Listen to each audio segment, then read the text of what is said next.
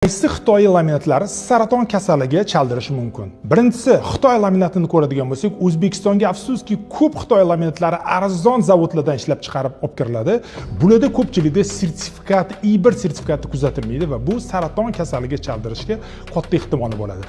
Lekin Xitoyda sifatli zavodlar bor, u zavodlarda bu narsa kuzatiladi va ular o'zi aslida O'zbekistonda ham 50%, 100% gacha oddiy arzon Xitoy laminatidan qimmatroq sotiladi. Ikkinchisi, Rossiya zavodlarini ko'radigan bo'lsak, ular ham hammasida I1 sertifikati bo'lmaydi. Ayrim zavodlarda I1 sertifikati bor. Buni albatta mahsulot olayotganda so'rab qoling va uni kodi bilan mahsulotingizga nisbatan to'g'ri kelishi kerak.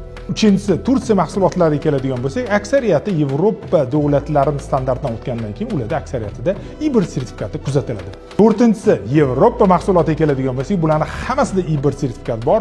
Qo'rqmasdan olsangiz bo'ladi. Hattoki ularda ayrim zavodlarda Blue Angel sertifikati kuzatiladi. Bu dunyodagi number 1 sertifikat bo'ladi.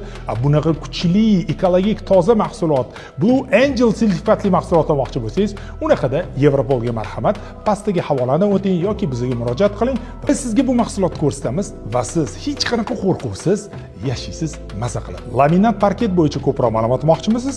Albatta bizga obuna bo'lib qo'ying.